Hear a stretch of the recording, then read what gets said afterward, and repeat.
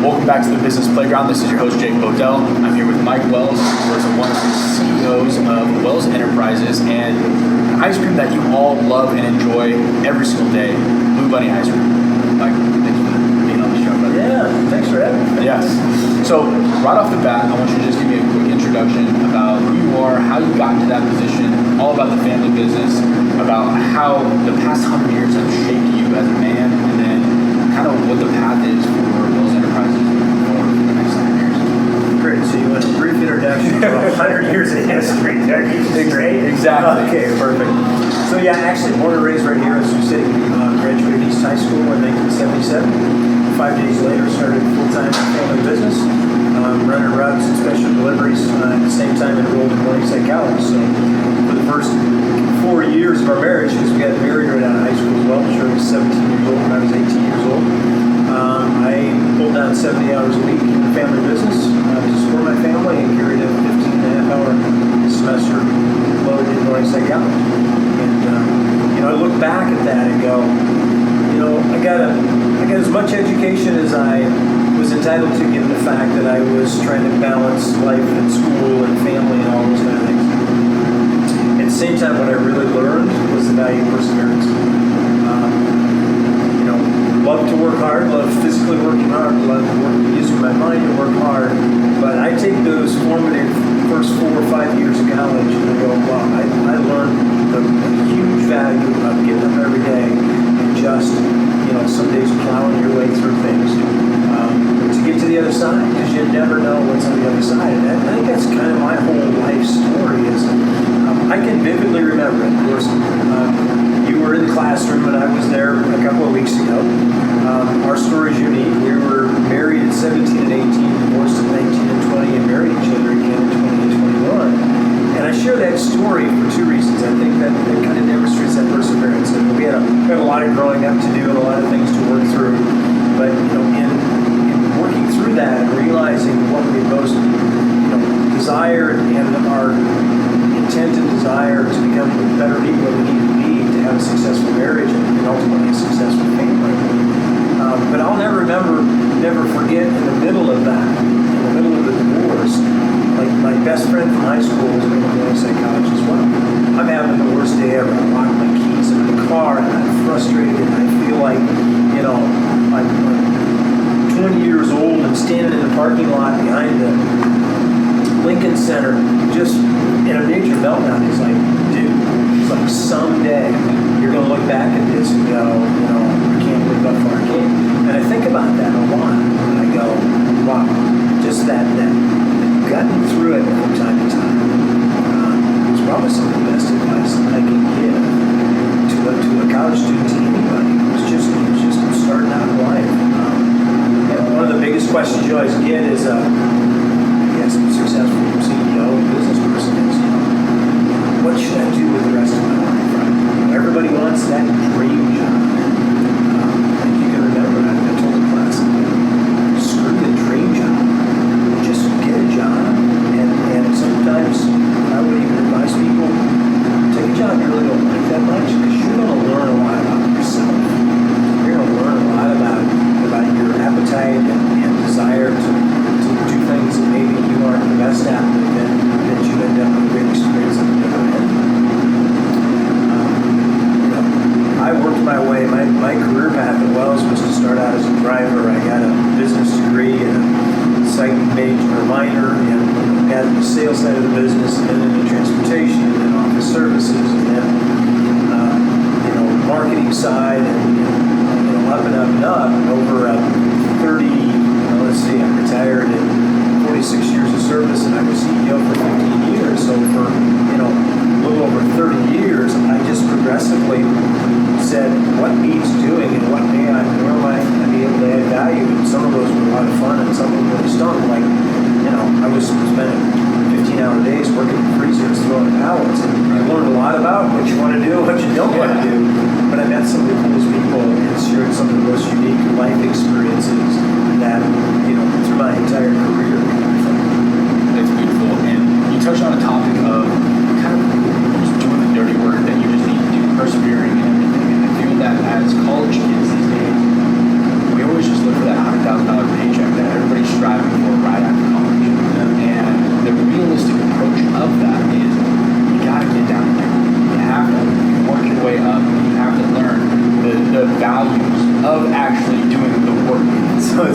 I'm smiling because I think I shared with you. So on her 50th birthday, my wife opened a coffee house and bakery in Columbus.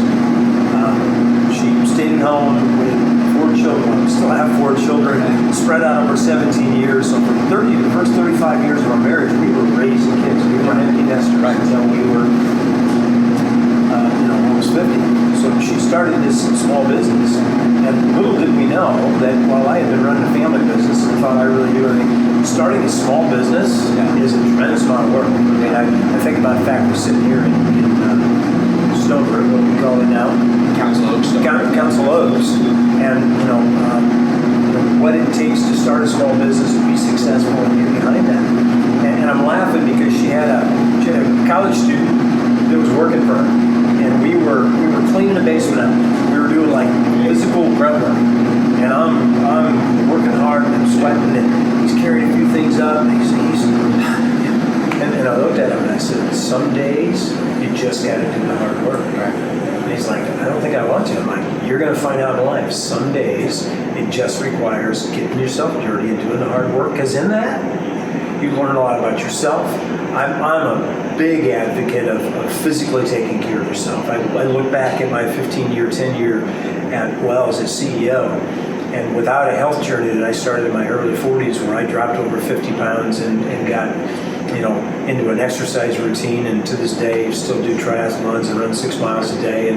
But I look at that stamina that I was able to create through a better physical condition and go, man, in life, your ability to maintain your physical stamina, because it's your mind, it's your body, it's your soul, all of those things combined, and that allows you to just once in a while lean into the hard work. I think it was the biggest challenge I had as CEO is I can work on a project for 5 years and in a second it goes away and you're like, crap. I can go physically do something demanding, or I love all things mechanical. I take cars apart and put them back together for fun and feel like I've really accomplished something because I can see the start, I can see the end, and I can see the end product. Right. And So on that note, you're building cars, right? And this is kind of a quick pivot, but seeing the process of things without having an end result in mind, how does that play out? Because for a lot of students, like, we're just in college, right? The end result is get a job and be happy, be successful, maybe start your own business one day. But for a lot of students, they don't have that end goal, right? They're just kind of going through life like, maybe it'll happen to me, maybe something will come my way. So what's your advice on going after it more than anything else? So just starting to do something and see an opportunity and be like, okay, maybe there's something here, maybe there's not, maybe it's a waste of your time, but you're gonna learn something out of it. So for me, one of the things that helped me be successful and continues to help me be successful in life is I reverse engineer things. Okay. So I look at the intended end state and go, okay, what do I have to do if I'm here? So let's use the car example. So I'll pick on one of my builds, a 1956 Bel Air that we've been working on for 3 years. Buy it and it looks nice, and you get into it and you find out that it's full of bad bodywork and the engine's bad and the drivetrain, and so you go, okay, here's the car that I want, and here's the car that I have, and where do I get started? And so you work on the drivetrain first, and you put a new chassis, and you do the engine, and you do the body work, and you do the interior, and step by step, while you're trudging along, you sequentially look at that, and a few weeks away from being done on something that will be an amazing project, but you had to have the patience and the time, but also the plan. Right. If I had just bought that car 3 years ago and said, oh, well, I'm going to rip the interior out, and then I stuck an interior in and found out that it didn't run, well, then I got to rip the interior out again and adjust all of those kind of things. And so that ability to have an idea of where you want to get to, and then to think about what are the right steps for me to do now to get there. Becoming the CEO right out of college is probably not the right step. I remember in our transition from second to third generation, so the short Wells history is my great-grandfather left Chicago in the early 1900s. and homesteaded in South Dakota. Right. By 1911, 1912, the drought had driven, most people off the land, couldn't support their families. The youngest son leaves South Dakota, heads back to Chicago, ends up in Lamar's as a result of a variety of changes in careers. Ends up peddling milk for a local milk farmer, and on October 24th of 1913, he buys a horse, a wagon, and 10 tin cans, and Goodwill and Company. Second generation is my father and his 4 cousins. My grandfather actually joined his brother in 1919 here in Sioux City, and that's where we got the ice cream business. They started a partnership. So my third generation is 2001. It's myself, my brother, and 3 second cousins. And there was a lot of consternation about who was going to get what titles in the succession plan. Right. And I said, I don't want the title. I want the opportunity to do something that I'm good at, which is sales and marketing. And so, where I could have and maybe had the right to have the second highest title in the company because of my position in the family, the title doesn't mean something if you don't have the skill set, nor, if it's not something you're really passionate about. And I think right now one of the challenges for college students, because I love the energy of going to college campus, and it was awesome. But I think there's this yin and this yang of everybody wants the dream job, but yet aren't necessarily qualified for the dream job yet. And then there's the crap job that sometimes you got to do to get to the dream job, and it's that challenge of how do I feel good about myself, and how do I add value long enough to get into the job that I really want. Because very rarely do you walk out of college and a philosophical experience of 4 or 5 years of college, and you jump into the real life and you go, oh, this isn't what I learned in the classroom, right? And so you gotta take a few turns in the barrel, as they say, to get to that job that you really love. And sometimes along the way you find out what you thought you loved isn't necessarily what you're really good at. But at least you started somewhere. Yeah. You started somewhere, and you found out that wasn't something you wanted. I'm lucky. Okay, I'm 64 years old, and I ended a beautiful 46-year career in January of this year. And you realize over time that it isn't just about the work. It isn't even about the paycheck. It's the people you meet. It's the experiences you have. It's the opportunity to contribute to society. It's an opportunity to make a difference in your workplace. It's all of these things that when you're 21 or 22 years old walking out of college going, what's my dream job and how much money can I make? You've skipped over some of the biggest benefits of getting up every day and doing something that needs doing, and the life experience that comes along the way. Now I get it. You want to live a nice lifestyle, and you want to support yourself and a family if that's what you decide to do, and all those kind of things. So I get the other side of that, but I think that we've kind of, in some ways, become an instant society that robs people of the joy of the journey. I actually firmly believe that as well, because I tell a lot of the kids that I work with as well about giving a lot more than what you take, right? And the power of goodwill. And I'm curious to hear some stories as well of how the power of goodwill has helped you with creating a successful company and creating successful connections.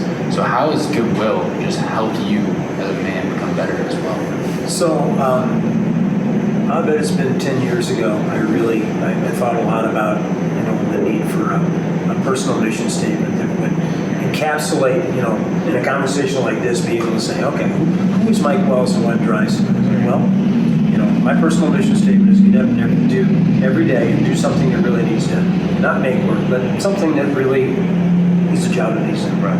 Have a bias for action and a commitment to excellence, because I think those two things say a lot about people, and I think it's super respectful of all of the time and the energy that I've invested in myself and others have invested in me to have that kind of commitment. And then to do whatever I do in a way that benefits others as much as it does me.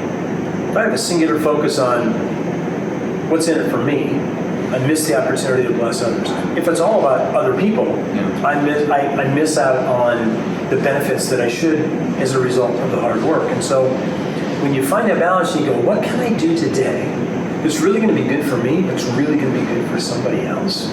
It changes your motivation to get out of bed. Yeah. And you know, you're going to put me on a spot on examples of that. I would say on a maybe a broader scale, Cheryl and I both have run our businesses in a way that our employees are also friends. That we cross that line that many believe you shouldn't cross, which is to have a relationship with your employees. Right. To really get to know them, to understand them, what are their issues, what are their hurts, what are their passions. Because most people avoid that because they go, well, what happens if you have to fire? Like, well, I've had more often, as often as not, a situation where it's either performance or it's not a good fit. And you can have respectful conversations with people and say, this isn't working. Mm-hmm. But it doesn't mean that I don't care about you. And it doesn't mean I'm not your friend. And it doesn't mean I won't help you find a job somewhere else that you're better suited for. Right. It just means that it doesn't work here.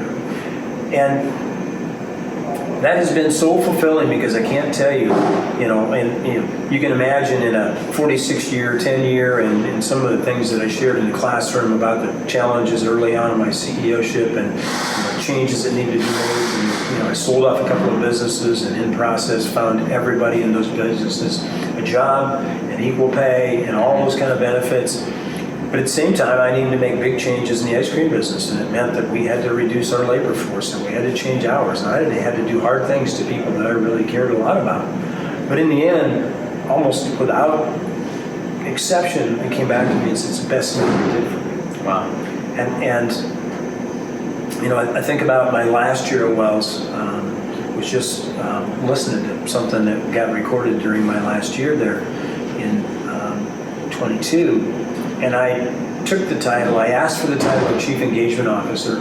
Right. And asked my president to run the company. And worked out good for him, he's now the CEO. It worked out good for me, I'm now retired. Exactly. But spending 100% of my time reinvesting back in people and connecting with them. And interviewed 75 supervisors and met with every new hire and walked the plants in the day and night and really got to really connect with people was so fulfilling. Right. At the same time, was encouraging to them because they're like, wow, someone cares about me. It was encouraging to me because I'm like, wow, these people are doing amazing things. I think about a story of a female diverse supervisor working night shift. Mm-hmm. And I asked every supervisor the same 3 questions. What's working, what's not, right? So what else do I need to know? Right. And so she shares with me that, 5 more years and she's going to get on days. And I'm like, well, what's that about? She goes, well, I worked a night shift and my husband works in a freezer and he works day shift. And so, one of us is always home for the kids. But until my kids are out of high school, I'll work nights and he'll work days and I'm like, wow, that's the kind of sacrifice that somebody else is making for our company to be successful so that you can walk into a local retailer and have the best ice cream experience possible because of that kind of commitment. It's super humbling and I'm just like, wow, and I get the opportunity to lead that and to encourage people and to help them see the value in what they do and it's I think that element in business that we lost, and I think COVID forced at least really good employers to rethink their strategy around engaging with their, I don't even want to call them employees, but with the people that make their business possible. And I think about walking out of Morningside College with a degree and going, how are you going to find a job? What kind of career are you going to pursue that's really going to make a difference in this world? And making a difference in this world isn't always, some big majestic cause. Making a difference is, and I felt this in a super heavy way. The biggest difference I made was 4,500 people got up every day expecting I was making really good decisions around the long-term viability of Wells to ensure their ability to bring home a good paycheck, to support their families and their lifestyle and create career. I'm thinking, man, that's a pretty cool job. Yeah. And you have 4,500 people who are the employees of Lamar's and also outside of Lamar's who were commuting. You mentioned that in your speech to us in the classroom, where you were talking about that it wasn't just Lamar's that you guys had impacted. Right. You had people that were coming from 2 hours away just to go work with. Yeah, I talked to a supervisor on night shift that drives every day, comes to Lamar's and stays, drives every day from Sioux Falls, South Dakota to Lamar's, Iowa, to work a 10 or 12 hour shift to drive back home. Mm-hmm. I'm like, why would you do that? Because it's the best job I've ever had. He says, you people, you treat us better. I've never worked in a place that I was more respected, that I had more opportunity for advancement, and that I was compensated well for my time. I'm like, cool, why don't you move to Lamar's? Well, because my mom's in Sioux Falls, kids, and my grandkids, and I'm like, okay, I get that. Mm-hmm. Now, how does that operate for you? You had the family members that were in the business, right? You were trying to shape the new vision of Wells Enterprises and of Blue Bunny overall. So how were you able to pitch your vision to the family members, and eventually, you had said that you kicked them out in a way. Yeah. So maybe not. It's a little tongue-in-cheek that way, but we had some really hard decisions to make. The business was not performing the way that it needed to, and certainly was not sustainable in its current in its condition. And what year was this? 2007. Okay. We pulled the family together. Well, the five of us that were in management and were on the board of directors had a really heartfelt conversation, and it was decided that one of us should stay and run the business and the rest should step out, which in a family business is unheard of. Normally, that's just the time you go, screw it, we're just going to sell it and be done with it, right? But 07 wasn't the time to be doing that kind of an activity in a business. And then we approached the family and said, we're going to make dramatic changes. And I tell the story often. I'll never forget it. November 13th, 9 o'clock in the morning. The Wells Corporate Center in Lamar's is an amazing building. It's a 3-story building, big open atrium, and we would hold our meetings in the foyer area there, and the employees would gather around all 3 stories. And we walked to the podium at 9 o'clock in the morning and made the announcement that I was going to take the position of CEO, and that the rest of the family was going to step out of day-to-day management. And 5 minutes later, the 4 of them walked out the front door. And I mean, that was the beginning of big change. Always respectful of family. I mean, the truth is that I was one of 35 shareholders, and everybody still had their right and their opportunity for ownership, and yet it was now my sole responsibility to drive the performance necessary to support not just the, at that time 2,500 employees, but 35 other families that all shared the same last name as me. They were all very supportive. As concerned as I was about the long-term viability of the business, and supported some of the hard decisions, like sold off Grandpa's heritage milk business. First thing you do as CEO is like, well, we've been doing this for 90 years, but we're not going to do it anymore, and those kind of hard decisions. But at the same time, because most people in the company and community could see the dire position we were in, they supported it. And many didn't like it, but eventually they understood. Of course, that all culminated coming up almost a year ago, where we announced the sale of the business, at 109 years old, to another family business from Europe. And many questions around, well, why would you do that? As a successful business, why would you do that? Well, the truth is that the business needed support in the way that the family no longer was able to do it. Found somebody that could, somebody that loved and was as passionate about ice cream as we were, and their passion wasn't driven because they were already in it and wanted more.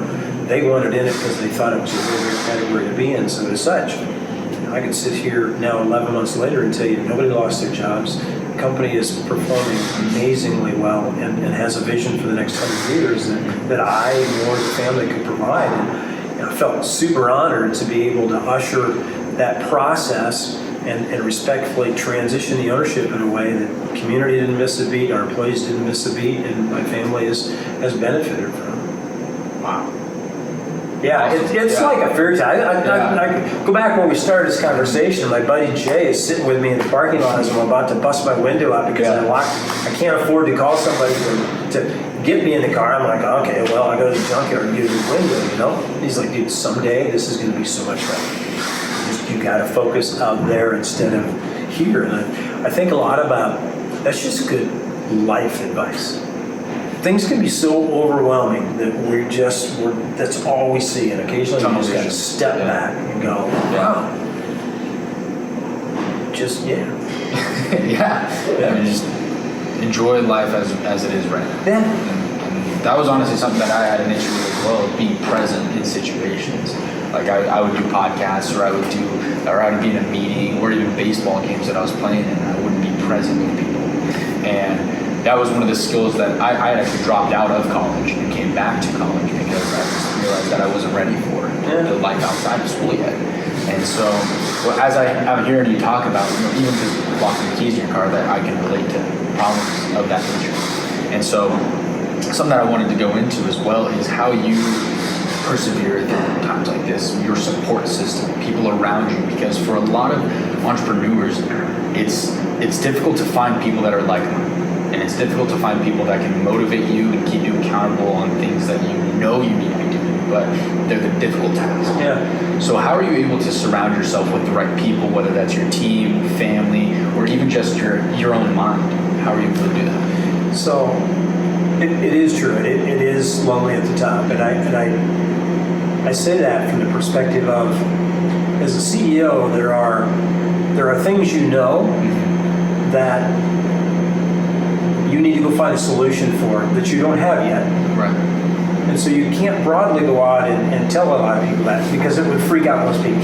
Right. Right? Yeah. So, I mean, imagine, if you will, you roll into 2020 and COVID, imagine, if you will, that you're talking to some line level employee and you're going, yeah, the family probably isn't in this for the long term, and I got to go find a solution. I don't know what it is yet, but I'll let you know. I mean, people are going to run out the door in droves, right? Mm-hmm. And so you do end up with a very small group of not necessarily like-minded, but people that have the maturity to handle that situation. In my case, I was a very transparent leader, and I had a very small core group. So I had a CFO, a COO, general counsel, lawyer, and an HR person, and that was my inner circle. And they knew everything. They knew that I was very transparent on the dynamics of the family, the need to find the capital to go drive the next, at that point, the anticipation of another $2 billion of growth on the top of the growth that we'd had, continued expansion, scale, all those kind of things. And so, that was one form from a business standpoint. Personally, my wife's my biggest comment. I mean, I share everything with her. Very transparent. She was always very supportive. Continues to be. From a overall, where do I find my strength? And I'm sure openly in classroom. It's my faith. I mean, I believe in that balance of mind, body, and spirit and soul. And I believe that when I surround myself with people that aren't necessarily supportive, but that can be there just to be good listeners and help and know that I'm not alone. Mm-hmm. When I think about a faith network where I can, believe that God listens to and answers my prayers, and that I've got, that support network, when I've got a set of people at work that we've got mantras and continue to have mantras as well as like good news fast, bad news faster, right? So, right, yeah. If it's broke, I want to know it. I don't care who's in trouble. But collectively, the more people that are aware, then we can find a more collective solution and we can fix it. And then we can go do our postmortem and go, okay, where did this fall apart? What needs to change? Who's responsible? All that kind of stuff.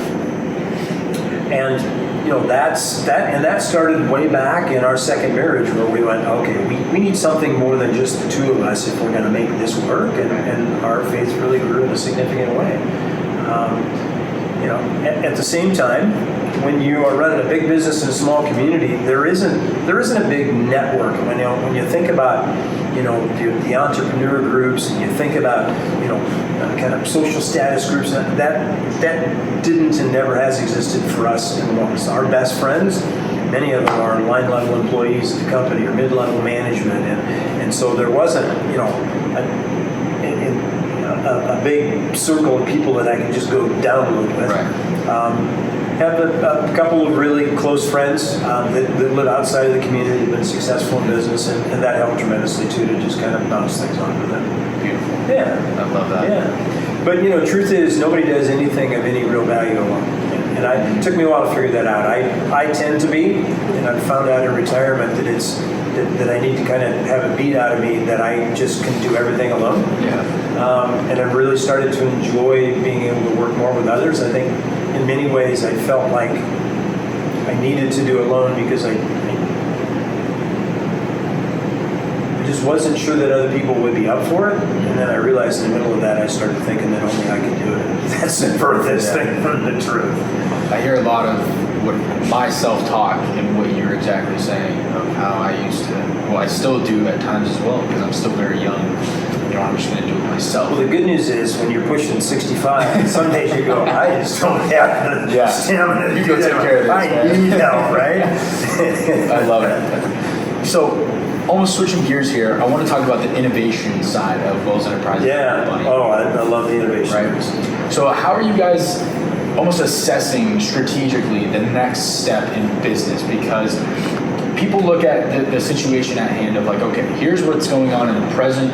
And then we look at, okay, what's the plan for next month and the following month? But at a bigger company, you have a longer term vision and you're looking at, okay, what does the next 5 years look like for us? And that's what you're working towards. Like the mantra that always sticks with me or the story is Jeff Bezos and how he's not even working on the current project. He's like, someone comes up and congratulates him on having a successful last quarter. And then he's like, well, I'm working on 2027 vision. Right. So how are you strategically planning those out when you were at Wells Enterprises?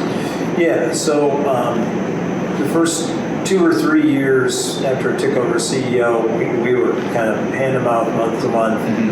But in 2010, we really kind of turned the corner.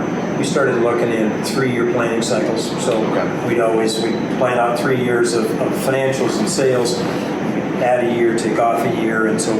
But from an innovation standpoint, we were always a good 5 years out. In our industry, if you come up with something innovative and you need a new piece of equipment to manufacture that, it's an 18-month lead time just to get the equipment. And then it's another 6 months to get it installed. So you're 2 years out. If you got that best whiz-bang idea in the world, it might take you 2 years to bring it to market just because. We kind of had two-pronged approach. One was very classic, innovation platform kind of work. What are the new trends and other foods and other sweet, desserts and treat categories and other kind of things and how might we adapt those. And the other was just kind of where the culture was going and where, it wasn't, innovation isn't always about product. Innovation is where can you get distribution and where will people enjoy, the opportunity to eat ice cream that's in non-traditional ways or non-traditional times of the day. And the other one was just kind of close-in innovation. How do we take what's working today and consistently just make it better? Because everything has a life cycle, and you can look at life cycles of flavors or items, and in the ice cream industry, the majority of it is sold at retail, and so if I'll pick on Hy-Vee, there's a finite number of ice cream doors in a grocery store, right? What people don't know, and a nice little insider here, you look at all these doors and you go, oh, that's all frozen. Well, frozen food is like at 0 degrees and ice cream is at like 10 below or 15 below. So those doors are really finite. Right. Where you see ice cream is where only ice cream can go. You can't go, well, I want to bring in the Wells, the Blue Bunny holiday items, and I'm just going to put them in this extra door frozen and not do as many pies. It doesn't fit there. So you've only got so much space. So for every new item you bring in, either they got to kick somebody else's item out, or you've got to take out one of your items to put in a new item. And so you got to look at that and go, okay, my job is twofold. I've got new innovation and I want to hold on to distribution. So I've got to do a better job with what I'm doing than what somebody else is doing with theirs. And so by my own admission, the ice cream category for years had 0 really breakthrough innovation. If you go look at a case today, the only real breakthrough innovation that's happened in the ice cream category in the last 5 years, Wells has owned it, and right now it shows up in the form of soft ice cream. the opportunity to eat ice cream out of your freezer that eats like soft serve ice cream, which started 5 years ago with loaded sundaes, a little 8-ounce sundae full of ooh and goo and this soft ice cream, and everybody's, this is amazing. And there are people like, well, how do we readapt that into other forms and do other things? Things like, the cone category is a huge category, but we invented and really perfected the mini swirl cones. Okay. And so guys like you and I are going, okay, I exercise, I want to take care of myself, but I want a sweet treat, and for 100 calories I can have, an individual treat kind of thing. So we've really built a reputation over the last 5 years plus of really being the innovators in the category. But there again, you have to make that a priority. And you can't make that a priority if you can't afford it. And innovation is expensive. And so you look at the underpinnings of business, you go, okay, where do we drive out costs, not on the back of people, but on the back of processes? Right. And so back in 2017, we started an improvement process in Center Wells that was not about taking out cost, it was about taking out complexity. And as we took out complexity, made jobs easier to understand, easier to do, took steps out, reduced the number of raw materials that we use. It drove additional margin, which allowed us then to invest at a much higher rate in the innovation, which then innovation brings a higher margin. And it's kind of a self-fulfilling prophecy of once you get into innovation, you're playing the whole new game. Yeah. Now, with that said, you guys had acquired Halo, right? Yeah, we acquired Halo Top in 2019. And so with that, you are now adapting some other companies' processes, their way of working, their employees, their culture as well. So how are you? That was a big shock. We had bought a couple of distressed companies over the years. Love to tell the Bomb Pop story. In the early 90s, we bought the entirety of what was left of the Bomb Pop brand for $125,000, and today it's a $125 million brand. Yeah. One of the biggest brands in ice cream. Delicious as well. Yeah. But Halo Top's interesting. So 2 entrepreneurial attorneys are workout fanatics and are looking for a sweet recovery treat. Can't find it, so they invent it. And they work with food scientists and they put this together. And they have an overwhelming success story. Except they were good lawyers, not good business people. They grew too fast, over-proliferated, tried to create other categories. Long story short, we buy it in 2019. It's a brand that is plateaued and is actually losing market share and losing sales. The brand has amazing brand recognition and loyalty. It's not attracting new users because the truth is, you can come out with great functional foods, and there's a certain sector that will buy those functional foods believing that they have to give up taste and quality and great experience to have something less. But over time, that won't sustain itself. Over time, functional foods have to taste like real food, because they're even better than real food is functional foods to be successful. And so what we've had the opportunity to do is go in and reformulate. And it was interesting because the loyals believed that if it didn't taste like it did, that it wasn't going to be healthy. But yet, the super premium ice cream user that wants to find a more healthy experience isn't about to give up their, permissive indulgence experience to eat something that's got lower calories, higher protein, and a better eating experience. And so we had to tread lightly. We kind of eased into it. We changed a few things. But today, if you go out and buy Halo Top, it eats like real ice cream with all of the functional benefits. I need to get into it. Yeah, you do. I need to get and we introduced novelties, so stuff on sticks that they didn't do at all, and that really expanded that experience for those users. But so innovation is a lot of things, right? You got to know your products, you got to know your consumer, you got to know your marketplace, and occasionally you got to go buy some innovation to jumpstart that for you. What we did acquire was some really great talent. So there were a few people in there that really understood their go-to-market tactics, understood digital marketing in a way that we didn't, and we inherited some really good intellectual property along the way, which was really helpful for us. Some A players. Yeah. And we talked about the A players and how it's so much better to get A players and pay them well and treat them well than it is to get a couple Bs. So that's awesome, but we can go into that later. But I want to go into the collaboration side of Ferrero, right? Because you had done the testing products of looking at combining the Ferrero company flavors. There are other products like we mentioned like Tic Tacs before and whatnot. But how does that even come to fruition?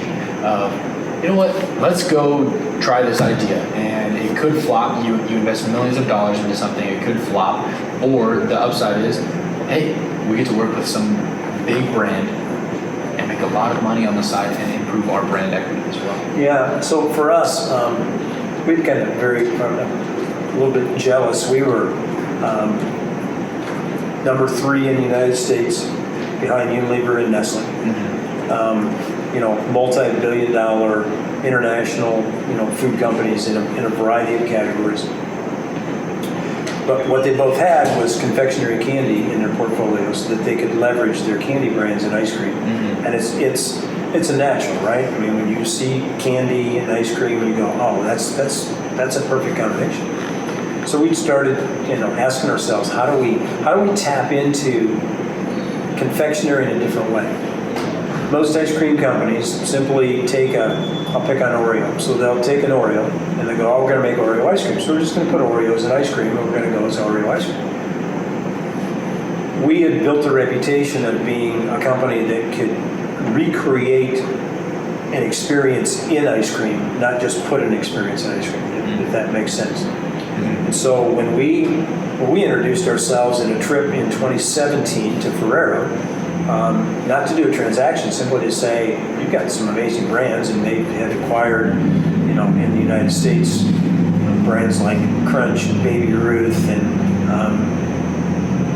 all the Keebler brands. And we saw some things that really resonated in North America. I said, we think that we could really create a unique ice cream experience and recreate your confectionery and your cookie experience in ice cream in a way that others couldn't. But we put some samples together and they agreed. And so, that partnership started not with, oh, we want to buy you, we want to sell you, or we just want to buy your ingredients. It was, how do we explore the art of the possible of recreating or creating an experience that doesn't exist in the ice cream category today? I won't get ahead of myself, but you should expect that the Wells team will be launching Ferrero-owned brands as an ice cream experience and really start to recreate or create a very unique innovation platform inside of ice cream in a way that's super exciting. When we contemplated doing a transaction with Ferrero, neither Giovanni or I even called it a transaction. We called it a partnership. In fact, it was very confusing. People are like, are you selling your company? Is there a partnership? I'm like, yes. Yes. The partnership is our family has a willingness to place 109-year heritage and reputation in the hands of another family, believing they can do as good, if not a better job than we did, and take all the equity that we had built up around our brand, our reputation, our community, all those kind of things. And so it truly is a partnership. But, in that, realizing that in the business structure, joint ventures are really tough.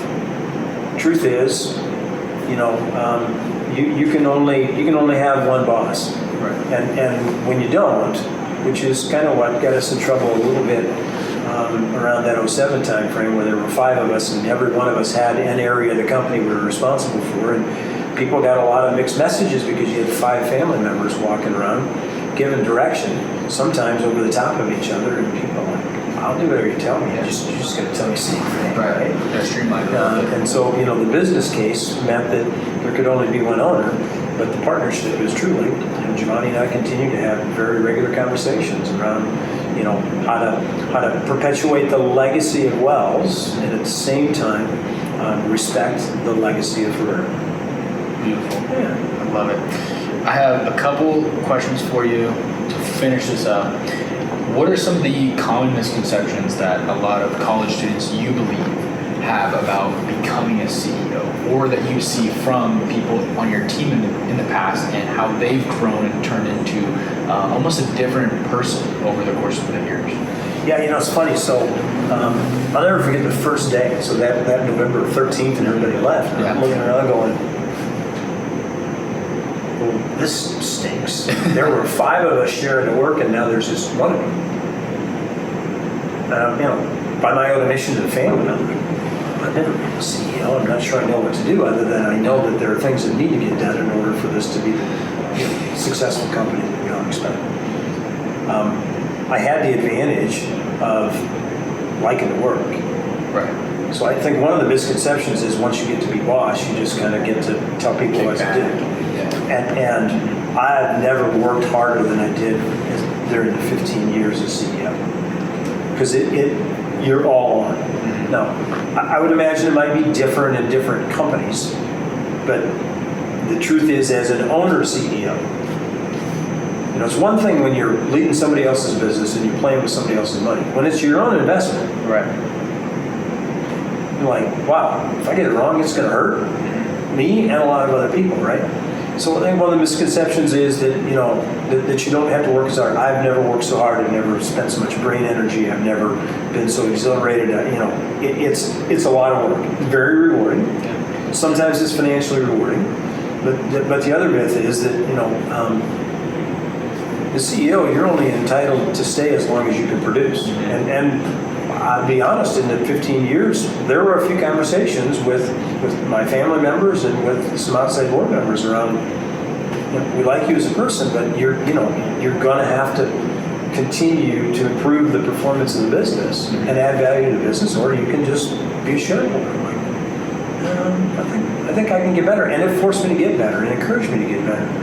I think you've all heard it. Titles don't make the position. Right. You can call somebody CEO, but you've got to lead well, you got to care, and you got to be present. But also, you see a lot of high-profile CEOs, and maybe I ended up being one of those, but there's a lot of sacrifices too. I won't go into specific years, but there were many years I approached my board and said, we've only got enough to go around in bonuses to either support our hourly folks or do something at salary level, and I'll give up my bonus to make sure that the hourlies are rewarded, because without people making ice cream in the factories, we don't have a future. And so you make sacrifices on behalf of the greater good.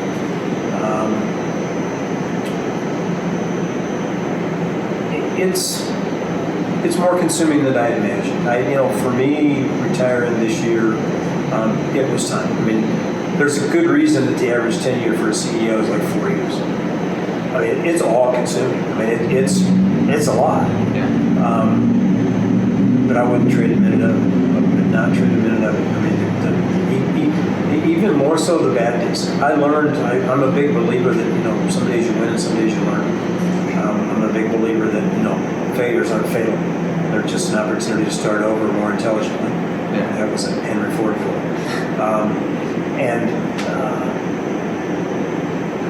But I would also say not everybody's cut out to be a CEO. We went through it in our family, right? I'm one of only 3 CEOs, and not everybody's cut out to do it, and not everybody should. But it's I'm trying to figure out. I don't know if there's a much deeper answer than that. I mean, the misconception that you get to do what you want when you want, and that you don't answer to anybody is an absolute misconception. Good CEOs come under the guidance of a board of directors. They have people that they answer to, and they operate for the greater good. Because self-interested CEOs may make good money, but they don't make good companies. I love it. That's pretty much all the business questions that I had for you so far. But I want to leave you with something else. What is your favorite car that you either bought, built, or overall you were looking forward to acquiring? People ask me that question all the time. I would say my favorite build so far is a 1959 El Camino, just because they're not a car, they're not a truck. I was born in 1959, the first year that they came out, and it's an amazing build. It's the first car that I really built. It's kind of a high-end build and put it in car shows. But I look back, and I think maybe my favorite car ever was my first car, a 1968 Chevelle that I bought for $900. Yeah. You know, and tinkered with. It's the first thing I ever took apart or really put back together. And you know, proving once again, it is not much money you invest in it. It's just, you know, it's the passion you have for it and the appreciation you have for it. But who knows? My favorite car might be the next one. Yeah, you have a nice Corvette. Yeah, I do. I've enjoyed that opportunity. And then actually, it's the only. I just bought a work pickup. It's a 2016 with 150,000 miles on it, and did all the work on it, put a lift and big tires and all that stuff. And you know, that Corvette's really the only new vehicle that I have.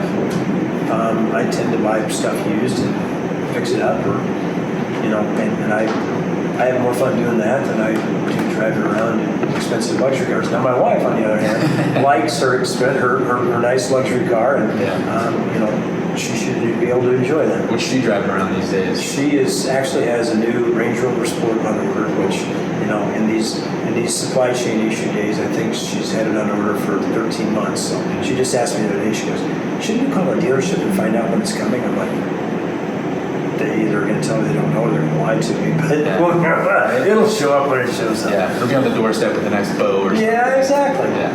Yeah. So, is there anything else you'd like to add that people would love? I can't say enough the perseverance piece. I think about, you know, broken marriages that have been restored. I think about failed companies that got fixed. I think about all the things that I've had the opportunity to learn by doing, and you know.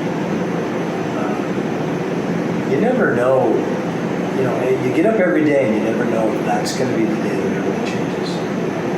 And if you don't get up and give it a try, you may miss out on the biggest opportunity in your life. Just one more day. Just one more day. One more day, one more task, one more thing. I'll end it with a personal story on that. So the night that we decided that one of us should stay and run the business and the rest should step out, because we've been told that by lots of people and consultants that, you know, in a bigger family company, the best structure is one family member who is held accountable and then a professional management team. You know, little did I know I was going to walk into that room and 4 hours later, they were going to be a coach. I mean, that day changed my life. What if I got up that day and went, you know, this just isn't worth it. I just, you know, why try, right? Mike, Thank you for the opportunity. Yeah, thank you. bet. Awesome.